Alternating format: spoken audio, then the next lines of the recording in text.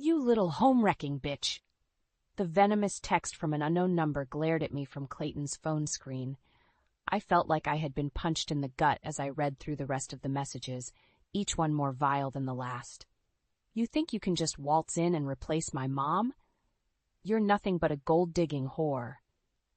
My hands began to tremble as the full weight of the words hit me. This had to be from Brielle, Clayton's daughter from his previous marriage, the one he spoke about so fondly, yet I had never met. I'm going to make your life a living nightmare, you deceitful snake. Tears stung my eyes as I dropped the phone onto the coffee table, flooded with a toxic mixture of shock, hurt, and anger. How could a teenage girl I had never even met despise me with such vitriol? The front door opened and slammed shut as Clayton rushed in from work, briefcase in hand. Leona, you home, babe? I remained frozen on the couch, unable to find my voice to respond. Clayton rounded the corner into the living room, his expression shifting from bright smiles to knitted concern when he saw my distressed state. Hey, what's wrong? He immediately closed the distance between us, taking a seat by my side. I could only mutely point at his phone lying on the table. Clayton's brow furrowed in confusion as he scooped it up to inspect the screen. I watched as the color drained from his face while he read through the messages. Oh, God, he muttered under his breath, dragging a hand down his face. Brielle? Is that seriously from your daughter? I demanded, the words finally finding their way out amidst my anger. What the hell, Clayton? What did I ever do to her to deserve being called such horrible things? Clayton opened his mouth to respond, but I cut him off, feeling an onslaught of pent-up emotions from the past few months bubbling over. I've been nothing but nice about her, despite how weird it is that my own stepchild has been kept a total secret from me. I defended you when my friends wondered why I hadn't met her yet, trusted that you had your reasons. But this is unacceptable. Leona, please, just let me explain, Clayton pleaded, his eyes carrying a pained desperation. Explain what? That your daughter seems to hate my guts for no good reason? That she's apparently been talking about me like this behind my back from the very beginning? I could feel angry tears streaking down my cheeks as I met his remorseful gaze. If this is the way she really feels, then maybe we're making a huge mistake here. The implication hung heavy in the air between us. Clayton and I had only been married for 3 months, but Brielle's unexpected hostility called everything into question. As I searched my husband's face, I saw the torn anguish of a man caught between the wife he loved and the daughter who was supposed to be his pride and joy. Was this to be my new normal, a teenager's misguided hatred threatening to destroy my marriage before it even really began? A upwelling of dread knotted my stomach as I realized that this was like just the first salvo in what was shaping up to be a very long and painful battle. 2 weeks after the shocking text message revelation, the moment I had been dreading finally arrived. Brielle was coming to live with us. Clayton's ex-wife had gotten a job transfer out of state, forcing the teenage terror to shack up in our peaceful suburban home. I tried to remain optimistic as Clayton and I stood in the driveway, awaiting her arrival. Maybe those hateful texts had just been an angsty outburst, and she wouldn't be as bad in person. Clayton kept assuring me that she was basically a good kid, if a bit rough around the edges at times.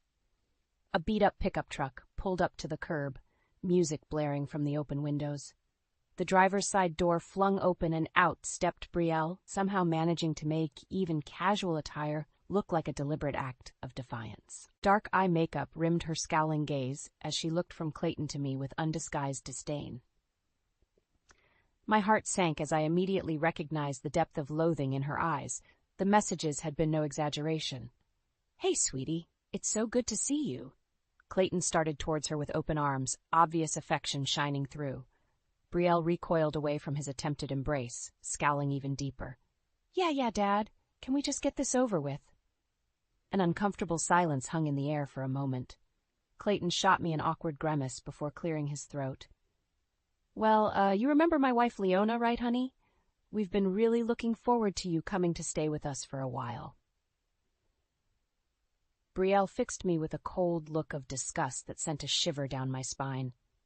Unfortunately, yes, she's kind of hard to forget or ignore, since she swooped in to take advantage of you so fast after Mom left.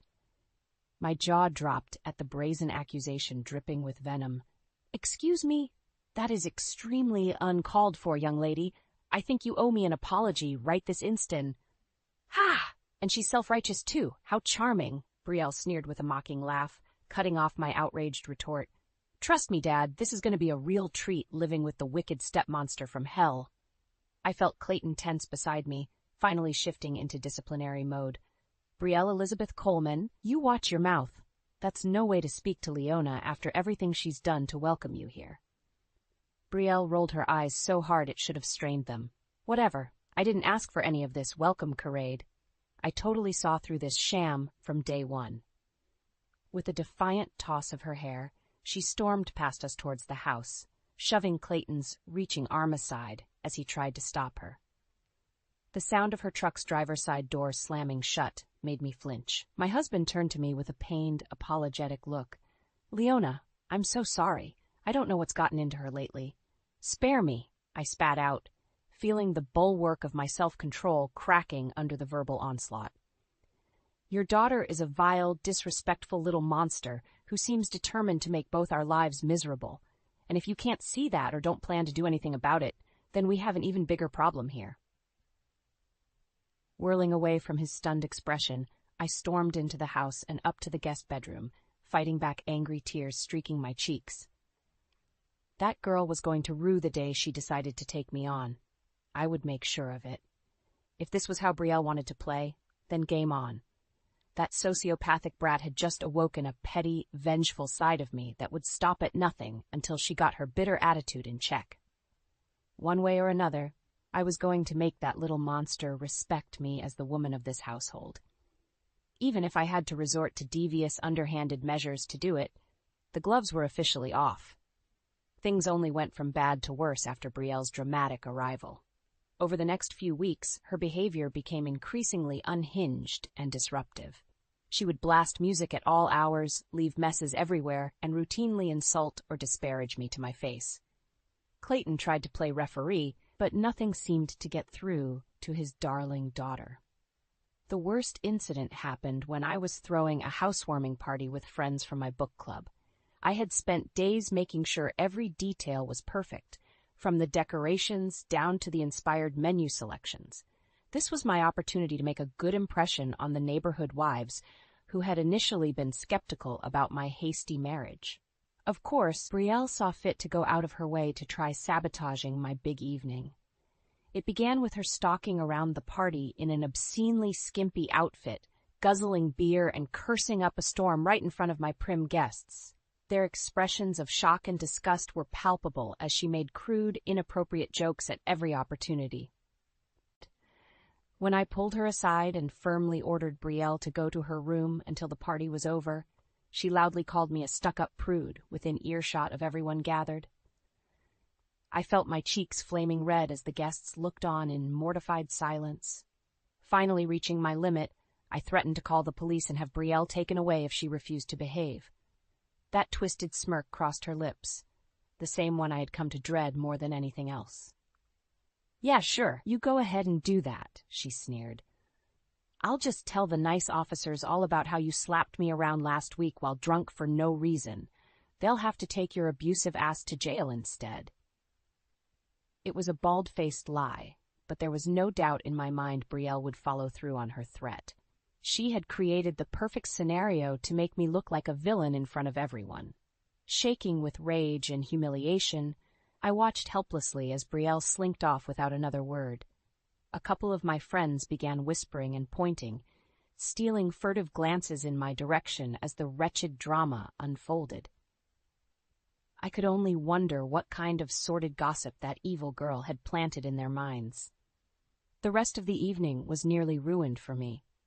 No matter how hard I tried to get back into hostess mode and act like nothing had happened, a dark pall had been cast over the festivities. My book club ladies kept their distance, offering me tight smiles and quickly changing the subject any time Brielle's behavior came up.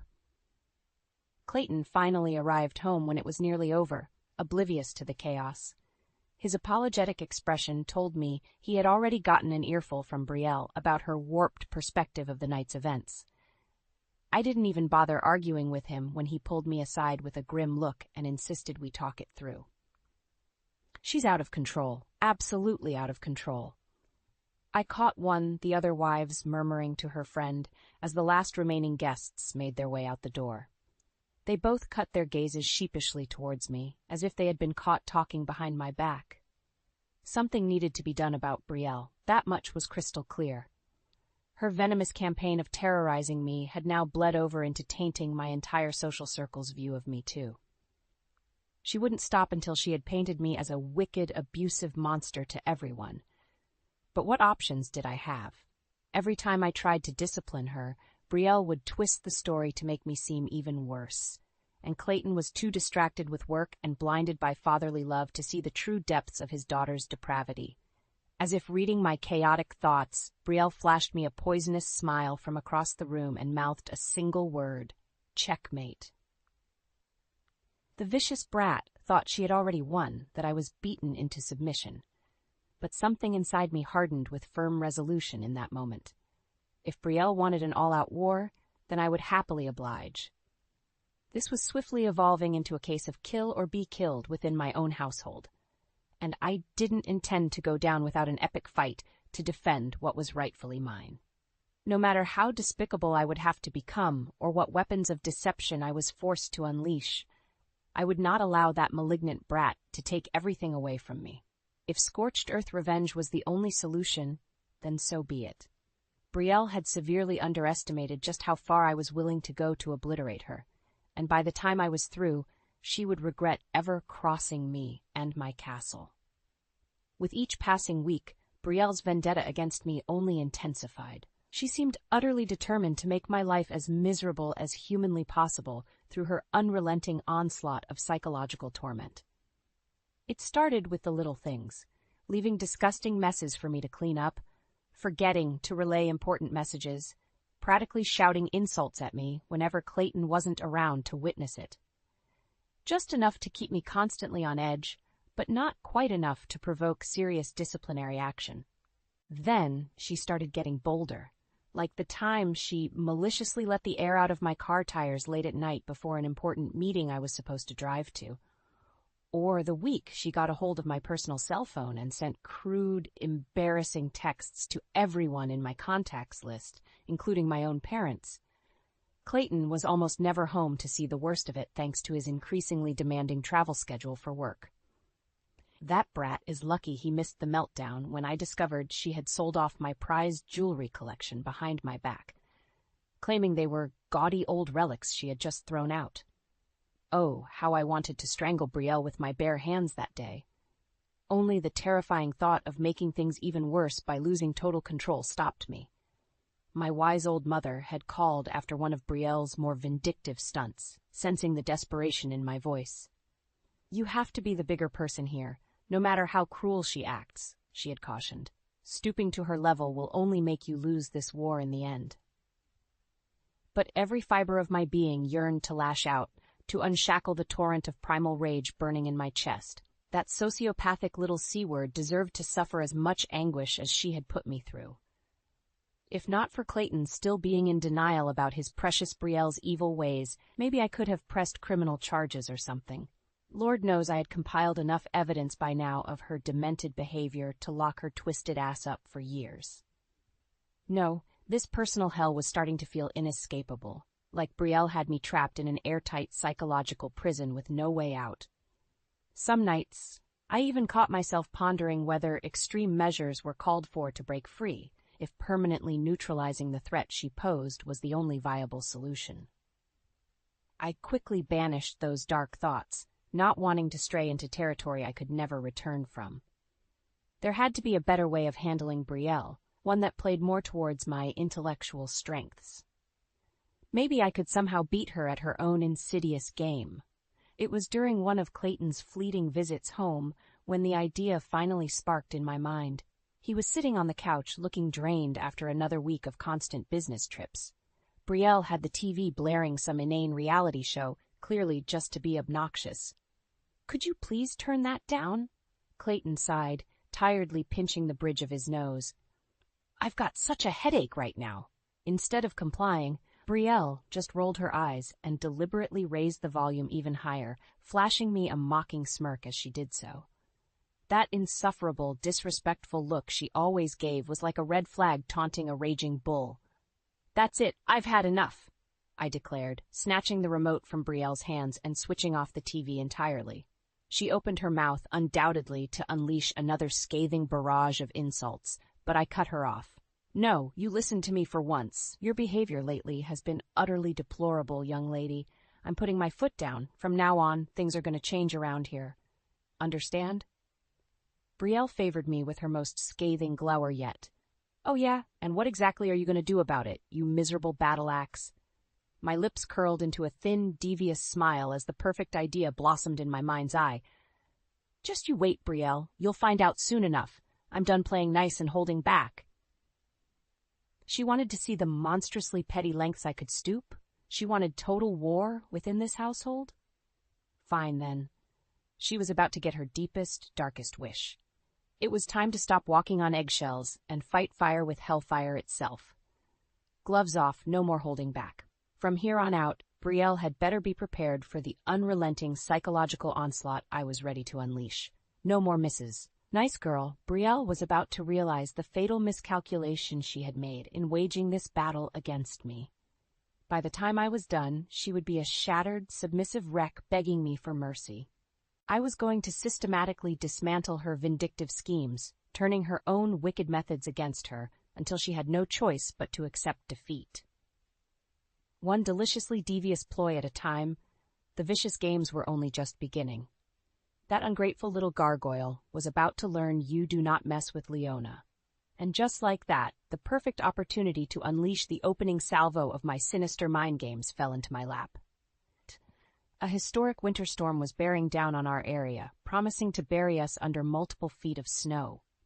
Schools and businesses started announcing closures days in advance to brace for the brunt of the freeze.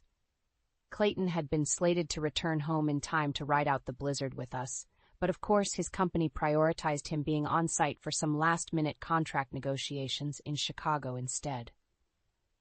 "I'm so sorry. It looks like I'm going to have to stay put here until the storm passes," he had told me over the phone, his voice laced with weary resignation. "Brielle behaving herself okay for you?" I glanced over to where his darling daughter was sprawled out on the living room couch, absent-mindedly flicking pieces of tortilla chip across the floor as she stared at her phone. Catching my smoldering glare, she flashed me a mocking sneer and pointedly crunched an entire mouthful of chips, spitting chunks of debris across the carpet. "Oh yes, she's just been an absolute delight, as always," I responded through gritted teeth. "Don't worry about us, babe. You just focus on doing what you need to do. I can handle things here until you get back." With the snow already starting to steadily accumulate outside, I knew this was my prime chance to put the first stage of my master plan into motion. I just needed to set the trap and lure Brielle right into it. After accidentally unplugging the Wi-Fi router and TV cable box, I hid away in my bedroom with my laptop and a walkie-talkie I picked up from the hardware store.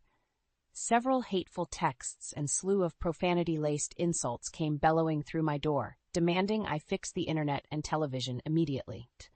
I responded in a sickeningly sweet tone over the walkie that I was so very sorry, but it looked like the storm must have knocked everything out until it passed over. Brielle's reaction was as explosive as I had hoped. Curse words and hurled objects echoed through the house as her temper tantrum reached deafening new levels. Finally, after nearly an hour of whining and shrieking threats of bodily harm, she seemed to resign herself to entertaining me during this internet blackout. Banging and clattering resonated down the hallway from the living room as she began concocting some fresh hell. Perfect. Time for phase 2. I crept towards the garage and picked up the old can of industrial-strength pepper spray I had stashed there for this occasion. Just a few well-aimed bursts throughout the living room and kitchen, concentrated around Brielle's little nest. The screams of agony and sputtering, hacking coughs music to my ears as the noxious fumes no doubt swirled around her in a scorching crimson haze. I could picture Brielle's eyes watering and burning, her throat convulsing as she gagged for clean air. "What the hell is this? "Oh, God, I can't breathe," she wailed between anguished coughing fits. "Leona, you crazy bitch, I'll kill you for this." Phase 3 was ready. I texted Clayton to let him know the storm must have disrupted the air quality systems, filling our home with exhaust fumes that were rapidly becoming dangerous. I tearfully begged him to send an emergency crew to come extract Brielle and take her somewhere safe, away from the toxic air. He promised to summon the fire department immediately. Of course, by the time they arrived on scene, the pepper spray's effects would have already started to wear off on Brielle, leaving only her streaming eyes and lingering raspy throat as evidence something had been amiss. But she was hysterical enough by that point to corroborate there had been contaminants leaking into the house, making it unsafe. Within the hour, I stood in the doorway watching with deep satisfaction as Brielle was loaded into an ambulance, still coughing and swearing vengeance against me through choked gasps. That miserable little wretch looked utterly pathetic, exactly the way I had envisioned when hatching this plan. Everything had gone perfectly. As the vehicles pulled away and the blizzard howled outside, I made my way back inside, alone at last in the eerie silence. A triumphant smile crept across my face as I imagined Brielle's outrage when she eventually realized her surroundings were not contaminated after all. That I had masterminded this whole scheme just to have her forcibly removed and trapped elsewhere. While she was stuck in the evacuation shelters, I would be free to focus on preparing the next, even more devastating psychological torment designed to shatter her spirit once and for all. The opening shots had been fired, the chess pieces moving into position. This was only the beginning of my merciless crusade to make Brielle's life a living nightmare of carefully calculated cruelty. The fun and games were just getting started. 3 agonizingly long days passed before Brielle was finally allowed to return home. I could only imagine the torrent of vitriol she must have unleashed upon being released from that shelter, berating the poor staff about the toxic leak that had turned out to be nothing. When she stalked through the front door, tracking slushy footprints across the foyer, the look of murderous fury blazing in her eyes was almost palpable. I greeted the seething hellion with a sugary sweet smile from my position on the living room couch. "Why, welcome home, sweetie. I was so worried about you having to stay cramped up in that evacuation center all this time." Brielle's hands clenched into trembling fists as she visibly fought to contain the torrent of rage boiling inside her. When she finally spoke, her voice was a low, quavering growl of barely restrained violence.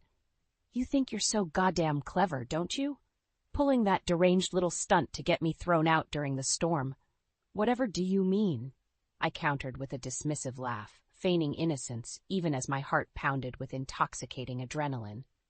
"I simply did what any concerned and responsible adult would have in that situation to keep you safe." "Cut the bullshit act!" Brielle exploded, flecks of spittle flying as she shook with fury. "I know you orchestrated the whole thing, you twisted, manipulative witch." For a split second, a flicker of doubt lanced through me. Perhaps I had underestimated just how unhinged Brielle's mental state truly was and stirred something too dark and volatile. But before I could entertain those concerns further, the vicious words kept spewing from her lips. "You set me up and had me dragged away into some cold, crowded shelter filled with bums, drug addicts, and freaks? Do you have any idea the trauma and humiliation I endured because of your pathetic need to pull some mastermind power play?" Her chest heaved with sharp, ragged breaths as her building tirade devolved into a guttural scream of pure fury. "I swear to God, if you ever pull anything like that again, there won't be enough pieces left to bury." Bold words from such an entitled, insolent little maggot. Yet a part of me couldn't help but crave the unadulterated venom dripping from them. This was exactly the reaction I had been craving to witness with my own eyes. Brielle completely unraveled, dominance shattered, raw emotions scorching through her veins. Forget physical threats. It was her vulnerability in these moments that provided the ultimate high. My carefully orchestrated torture was beginning to shred away that bitch's prickly layers of arrogance and disdain, one anguished yelp at a time. "Oh, Brielle, you'd be wise to watch that temper of yours," I chided with a patronizing smirk. Getting so worked up isn't at all becoming of a young lady." "Fuck you." The snarled retort nearly caused me to shiver with delight. Just a bit more goading, a few extra prods against her exposed nerve endings, and maybe she would finally snap entirely. Suddenly, an idea sparked in my mind. One last push to drive her right over the edge into full-fledged meltdown. Keeping my features carefully impassive, I rose from the couch and began strolling across the room, all while reaching into my pocket to extract a small object. Brielle immediately tensed further, fists clenched and body braced for an attack as she watched me approach with narrowed, hateful eyes. Yet, when I extended my hand towards her, she recoiled in surprise to find I was merely holding a voice recorder. With a flick of my thumb, I let the device's replay function burst to life, filling the crackling silence between us. "Won't be enough pieces left to bury." Brielle's own shrieked threat echoed all around us, harsh and unmistakable, even as her expression contorted in shock and horror. A coldly triumphant smile curled across my lips. "You hear that, you vicious little gargoyle? I have all the evidence I need of your murderous inclinations right here, safely preserved. So go ahead, make good on your psychotic ramblings, and try to make a move against me." She opened her mouth, but I swiftly cut her off with a cruel chuckle. "No? Nothing to say now that the tables are turned? That's what I thought. You're not quite as tough as you try to play off when you're the one left dangerously exposed." It was delicious to watch Brielle's face flush with impotent rage and humiliation as she realized her own malignant temper had been used to entrap her. The vicious, uncontrolled outburst rendered absolutely toothless by the mere flick of a switch. Basking in the surge of power, I pressed my advantage by leaning in close to deliver the final verbal barbs in a low growl. "Consider this your one and only warning, little girl. Open that hateful, entitled mouth of yours to threaten me again, and Clayton will be getting an earful of this recording, along with a call to the police. So why don't you be a good brat and run along before I really lose my patience?" Brielle's lips mashed into a thin, bloodless line as a muscle danced in her jaw, awash with seething yet trapped anger. All I could do was smile as I watched her turn on a booted heel and stalk away towards her bedroom, deflated and defeated. The first great victory was mine. She had just been driven home nice and hard just how outmatched she truly was in this war.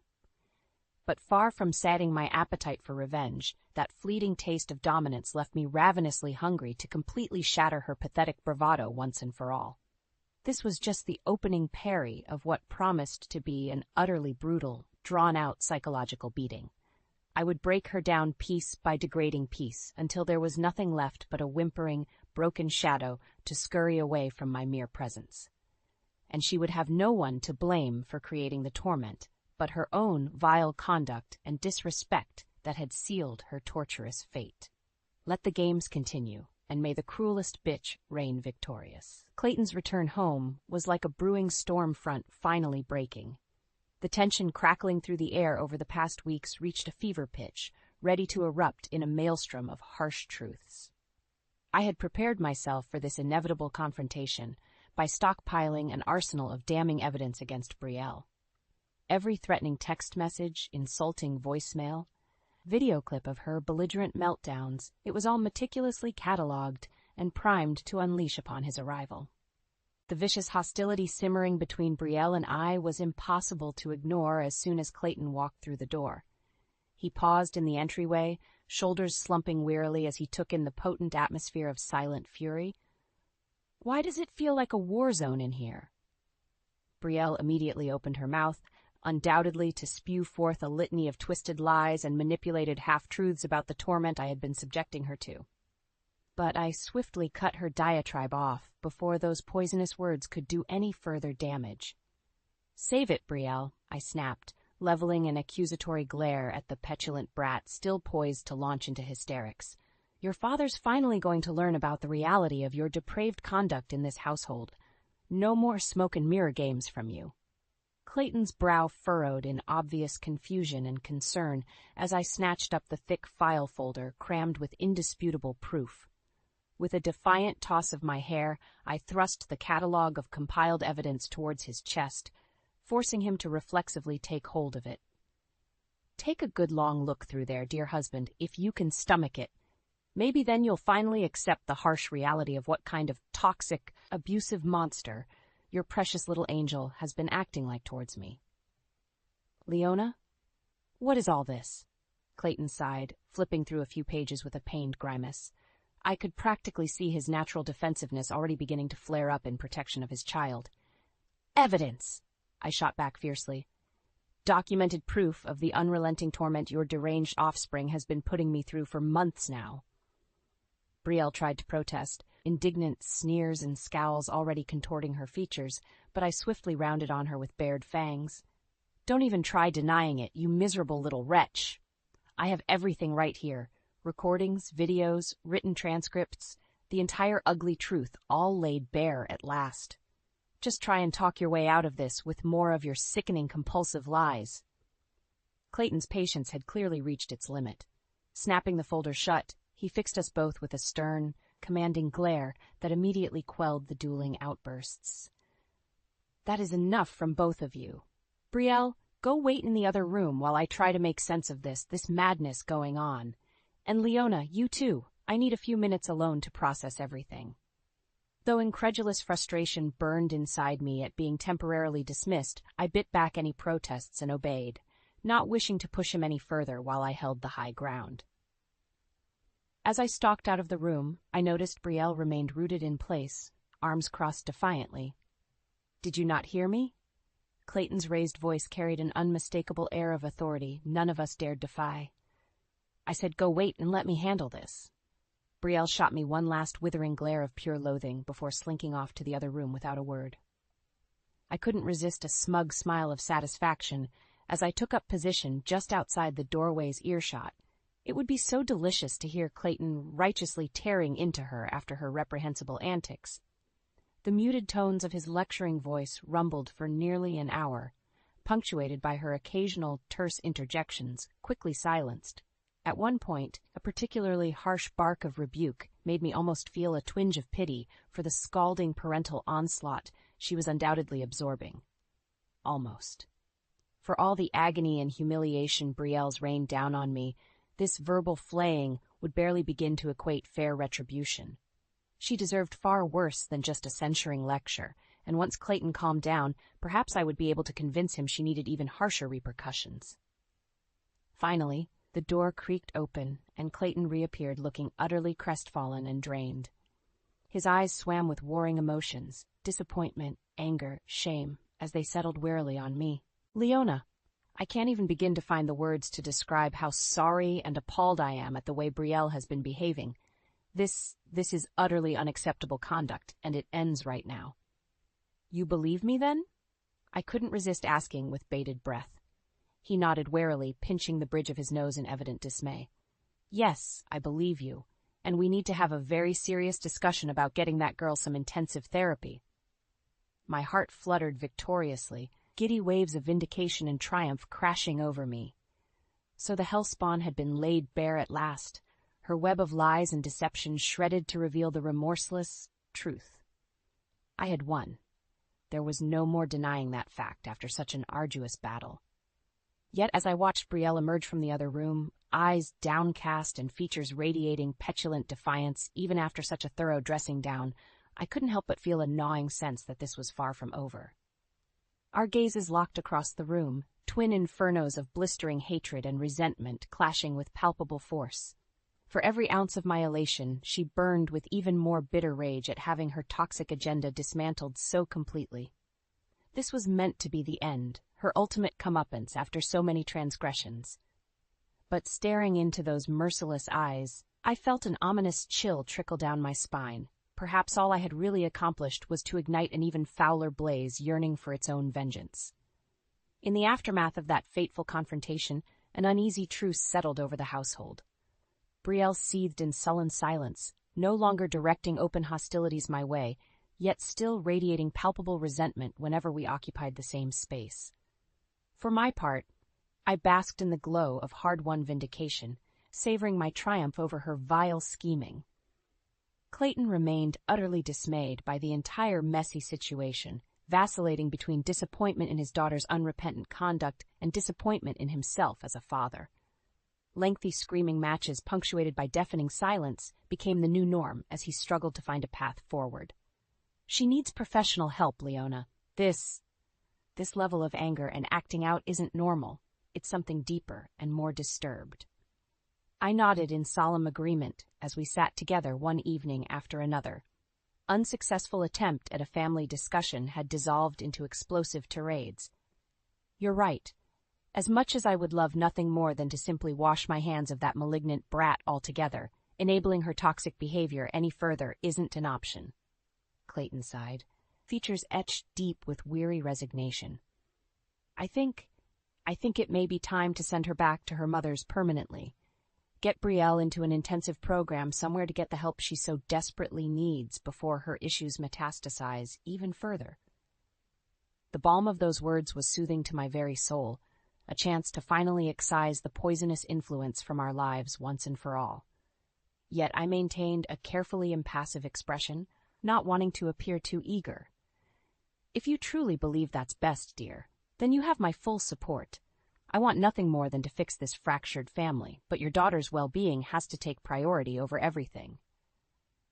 Thank you, he murmured, reaching over to give my hand an appreciative squeeze. Thank you for being so understanding through this whole torturous ordeal. I hope it's not too late for Brielle to find her way back from that dark path she started down. I forced a small, reassuring smile in return as that gnawing sense of victory blossomed in my chest. Soon, the waking nightmare would finally be over. Unsurprisingly, Brielle's reaction to the news about being sent away for treatment bordered on outright hostility. She ricocheted wildly between scathing insults, venomous threats, and desperate, pleading promises to behave, anything to cling to even a shred of control over the deteriorating situation. But Clayton's mind was made up, his patience and tolerance utterly depleted by her toxic conduct. Brielle's vindictive tantrums could no longer sway him. She had simply crossed one line too many, somewhere along the way. The day she was due to depart, a tense pall hung over the house. I couldn't quite conceal a slight satisfied smirk when she descended the stairs with her belongings in tow, glowering daggers in my direction. Enjoy your freedom while it lasts, she hissed under her breath as we passed in the hallway. One of these days, you'll get yours. I arched an eyebrow but otherwise remained impassive, causing her eyes to narrow into hateful slits. No matter how tempting the prospect was to hurl a few final parting shots, it felt somehow beneath me at this late stage. The battle was over, and the victor decided. Any further cruelty now would simply be excessive. Brielle had been utterly routed, her own malignant machinations catalyzing a devastatingly permanent exit from our lives. Allowing her to slink off while clinging to even a shred of dignity felt like the most utterly galling punishment of all. Let her wretched, fragile ego be the final victim as karma rendered its ultimate verdict. At long last, the front door opened and she cast one final look over her shoulder at me. Pride and venom warred across her features as she opened her mouth, poised to unleash a torrent of hate, only for her expression to crumple as Clayton pulled her into an unexpected, bone-crushing embrace she seemed powerless against. "It's going to be okay, baby," he murmured into her ear, sounding dangerously close to tears himself. We're going to get you the help you need so you can finally heal. I'll make this right, I swear." For a precious fleeting moment, a tiny crack exposed the broken, anguished child still lurking behind Brielle's hardened facade. The thinnest glistening of tears welled in her eyes before she blinked them away, features hardening once more into a stoic mask of defiance and denial. With one final backwards glare of utter contempt directed squarely at me, Brielle finally allowed herself to be led towards the waiting car destined to carry her towards her court-appointed treatment program. Part of me wondered if this would finally break the cycle of hatred, or merely plant the seeds for all new conflicts yet to come. Only time would tell if her demons could truly be exorcised, if she stood any chance of one day emerging rehabilitated. But for now, all I cared about was the overwhelming relief of having that cancerous presence removed from our household at last. As the car pulled away, I felt Clayton's hand slip into mine and give a reassuring squeeze. A sad, weary smile tugged at the corner of his mouth when our eyes met, that unmistakable gratitude for the fresh start we had both sacrificed so much to seize radiating from his gaze. At long last, all the pain and torment had finally achieved its purpose. Our castle was ours again.